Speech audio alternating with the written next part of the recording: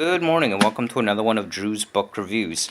So today's book review is going to be on Terry Goodkind's Nest.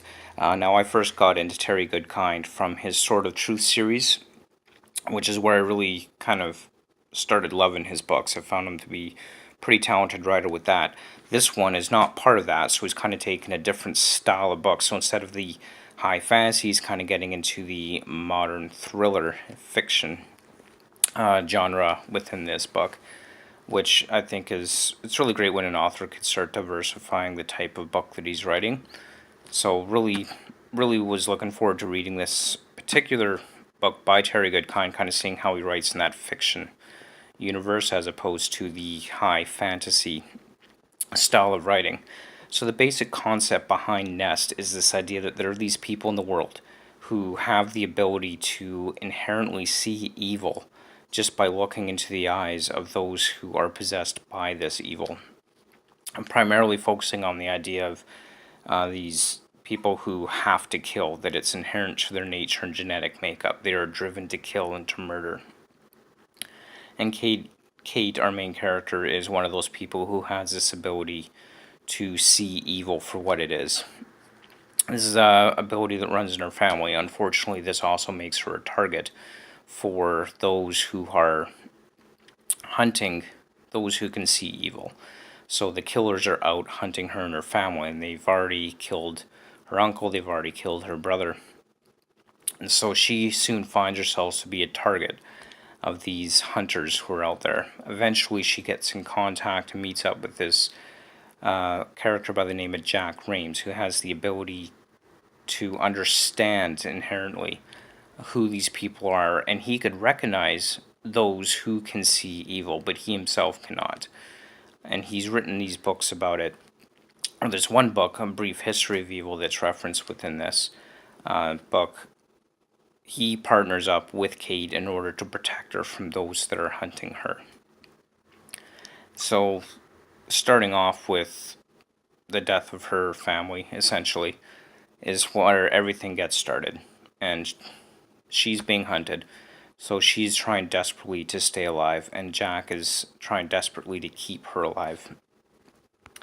Now, I have to say, overall, I really love the concept behind this book, this idea that's presented that there are people who could uniquely identify evil within this world, and while many of us turn a blind eye to it or try to hide from the realities of its existence, these people are out there and they could identify and see that, and they're doing everything they can to protect the rest of us from that inherent evil that's in the world, which is a great concept. I really like that idea. Terry Goodkind is really good at writing books that keep you interested in what's going on in the story.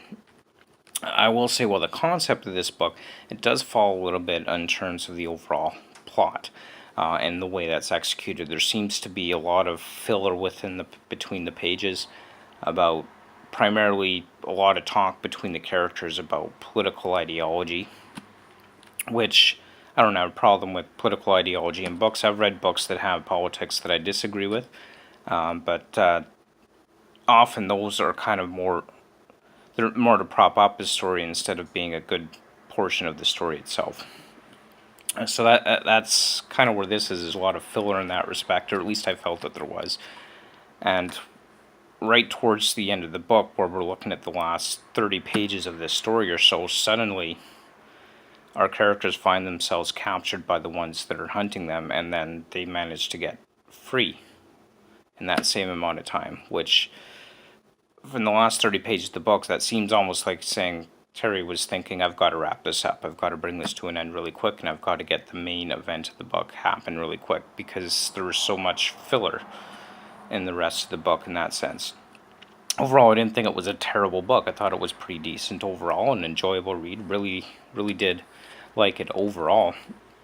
But if we kind of stretch that final ending of the plot out a little bit more, maybe had that happen much sooner within the book, and got rid of some of the political commentary between the characters, that would have made a book much better. So definitely not Terry Goodkind's best book.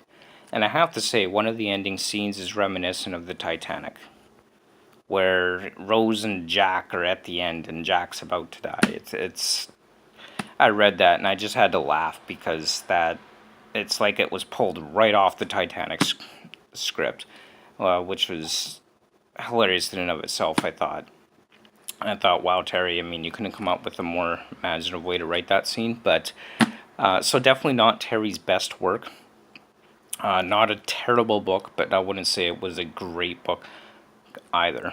I think he could focus more on the story and less on the political analysis, which would make it a little bit better overall. So hopefully his next thriller is better and more plot focused. But again, mediocre. Maybe a 5 out of 10 on this one. But that is essentially my review of Terry Goodkind's Nest. And of course, as always, definitely want to stay tuned, as next up we have The Shroud of Eternity. So this is set in the world of The Sword of Truth, which is the book series that got me into Terry Goodkind to begin with. So I expect this one's going to be much better. It's where Terry has proven his skill and talent in writing, so really look forward to getting into that one. As always, don't forget to comment, subscribe, share. Hope you enjoyed this review. Thank you so much for watching.